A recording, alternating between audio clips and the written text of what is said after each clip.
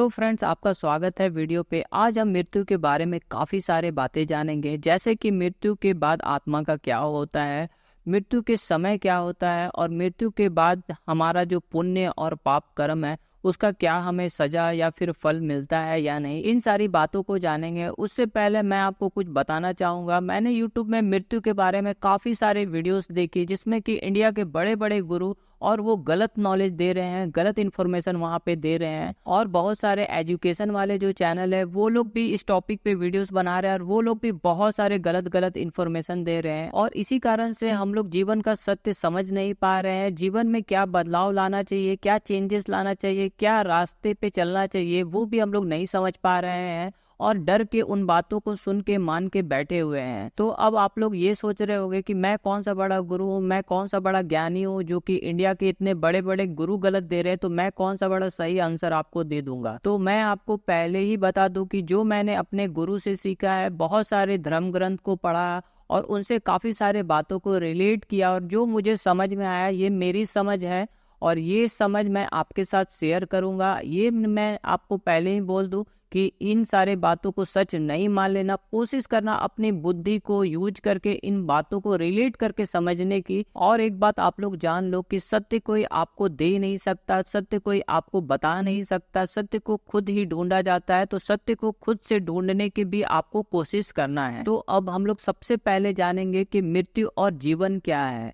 तो ज्यादातर लोग ये मानते हैं कि मृत्यु और जीवन एक दूसरे का विपरीत है। जैसे कि हम लोग सोचते हैं अच्छा और बुरा एक दूसरे का विपरीत, लड़का लड़की एक दूसरे का विपरीत, उसी तरीके से जीवन और मृत्यु को भी हम लोग एक दूसरे का विपरीत देखते हैं। लेकिन ये बात गलत है, क्योंकि मृत्यु होने पे शरीर ही मरता है, ना कि आत्मा मरती है, जो कि आत्मा परमात्मा का अंश है। और आप लोग को भी शायद इतना पता होगा कि आत्मा कभी नहीं मरती, ना जन्म लेती है ना मरती है। जो श्री कृष्ण भी गीता में अर्जुन को समझा रहे हैं कि आत्मा न मरती है ना जन्म लेती है। और ये हमारा अहंकार है कि हम अपने शरीर को ही हम समझ ले रहे हैं और आत्मा तक हम लोग नहीं जा रहे हैं, और उस परम आत्मा को, उस परमात्मा का अंश को हम लोग पहचान नहीं रहे हैं। ये हमारा अहंकार ही है जो कि शरीर को सत्य मान लिया। और इसी कारण से मृत्यु से कहीं ना कहीं हम लोग बहुत ज्यादा डरते हैं। ये दिखाने की कोशिश जरूर करते हैं कि आत्मा अमर है, मैं तो नहीं मरूंगा। लेकिन सत्य तो ये है, ना हम लोग आत्मा को जानते हैं, ना ही हम लोग आत्मा को खोजने की, जानने की कोशिश करते हैं। बस हम लोग कुछ जो पुरानी बातें हैं, जो कि हमारे धर्म ग्रंथ में लिखा हुआ है,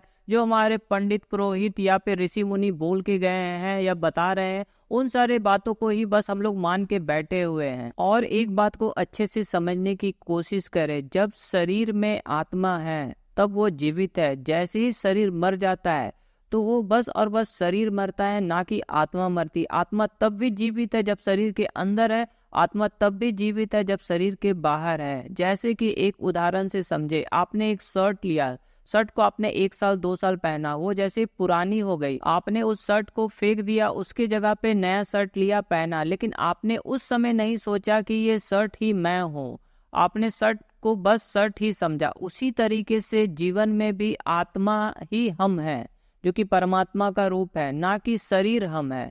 लेकिन हम लोग पूरे जीवन भर बस यही मान रहे हैं कि हम बस और बस शरीर है, और इसी कारण से हम लोग बहुत ज्यादा कहीं ना कहीं डरे हुए हैं। लेकिन हम लोग दिखाते हैं कि आत्मा अमर है, बस और बस मृत्यु के बाद को स्किप करने के लिए इस शब्द का यूज करते हैं। ज्यादातर लोगों में मैंने यही देखा है। लेकिन वो लोग सत्य को नहीं जानते हैं, ना ही खोजने की कोशिश करते हैं, और इसी कारण हम मृत्यु के समय इतने डर और घबरा जाते हैं कि मृत्यु से पहले ही हम लोग बेहोश हो जाते हैं और उस मृत्यु की घटना को देख भी नहीं पाते हैं कि मृत्यु में मरा कौन, शरीर मरा या फिर हम जो है वो मरे। और जैसे हम लोग सोए हुए मरते हैं, वैसे ही सोए हुए हम लोग जन्म भी लेते हैं। और अगर कोई उस क्षण में जाग जाए, जो कि मृत्यु की उस घटना को भी देख पाए कि मृत्यु में मरता कौन है, शरीर मरता है या फिर आत्मा मरती है, तो वो अगला जन्म जाग के लेगा और उसका ये अगला जन्म अंतिम जन्म होगा, क्योंकि उसने पिछले मृत्यु के समय मृत्यु को देख लिया था। तो जिसने मृत्यु को देख लिया और उसे इतना समझ में आ गया कि मरता शरीर है और जो हम है वो शरीर सिर्फ नहीं है, हम एक आत्मा है जो कि परमात्मा का अंश है, तो उसका ये आखिरी जन्म ही होगा। और अब हम समझेंगे कि मृत्यु के समय क्या होता है, मृत्यु के बाद आत्मा कहाँ जाती है और उसके बाद किस तरीके से आत्मा फिर से शरीर धारण करती है। तो जब किसी मनुष्य को मृत्यु आने वाली होती है, उससे कुछ सेकंड या कुछ मिनट पहले ही उसे कुछ आभास प्रकृति करवाती है,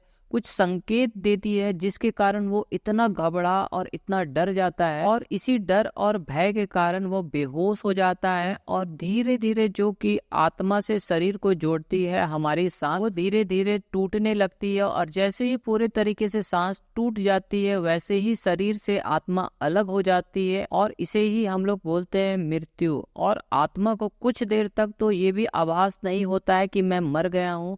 बार बार आत्मा कोशिश करती है शरीर में फिर से जाने की, क्योंकि आत्मा को शरीर में रहने का आदत होता है और मृत्यु हो जाने के बाद, शरीर से आत्मा अलग हो जाने के बाद उसे कुछ अलग ही अनुभव होता है और वो कुछ कर नहीं पाता है। तो वो बार बार कोशिश करता है कि फिर से शरीर में वो चला जाए, लेकिन वो शरीर में फिर से जा नहीं पाता है। और इसी कारण से हम लोग जल्द से जल्द शरीर को दफना देते हैं या फिर जला देते हैं, जिससे कि आत्मा को समझ में आ जाए कि ये शरीर नष्ट हो चुका है और वो अपने पथ पे आगे बढ़े अपने नए जन्म की तरफ। और अब हम समझेंगे शरीर के रूप। तो पहला शरीर हो गया स्थूल शरीर, जो कि हमारा शरीर है, जो कि नष्ट हो जाता है मरने के बाद। दूसरा है सूक्ष्म शरीर, जो कि है हमारा मन, जो कि आत्मा के साथ ही जाता है। जब तक सूक्ष्म शरीर को आप लोग जान नहीं लेते हैं और आत्मा तक पहुंच नहीं जाते हैं, तब तक आपका सूक्ष्म शरीर आपको इस जन्म मृत्यु के खेल में फंसाए रखता है और आप को फिर से जन्म लेने के लिए प्रेरित करते रहता है। और मन की जो भी इच्छा, वासना, लालच बची रहती है, उसी के हिसाब से वो गर्भ तुरंत ही धारण कर लेता है 10 से 15 दिनों के अंदर ही। तो अब आप लोग सोचोगे कि पाप पुण्य कर्मों का फल फिर हमें कैसे मिलेगा, कैसे हमें स्वर्ग या फिर नर्क मिलेगा। तो ऐसा कुछ भी नहीं है, ये बस आपको डराने के लिए कुछ बातें कही गई है।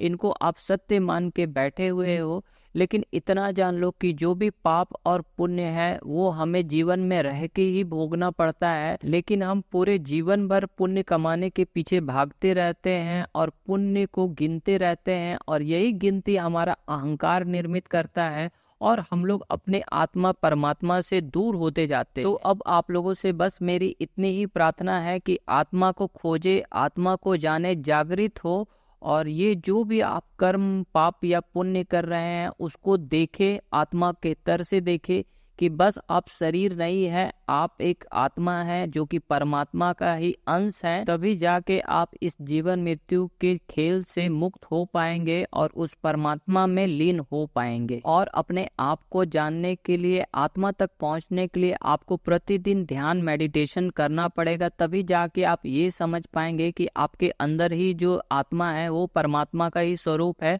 और आप परमात्मा ही हो। और अगर आप मेडिटेशन ध्यान करना नहीं जानते हैं तो मेरे चैनल पे आप वीडियोस देख सकते हैं। मैंने मेडिटेशन ध्यान कैसे करना है उस पे वीडियो बना के डाल दिया है और डिस्क्रिप्शन में भी मैं लिंक दे दूंगा, तो आप लोग उस वीडियो को भी जाके देख लेना। और ऐसी ही नॉलेज पाने के लिए चैनल को सब्सक्राइब कर लेना और वीडियो को एक लाइक कर देना। और आपके बैठे अंदर परमात्मा को मेरा प्रणाम स्वीकार करे। धन्यवाद।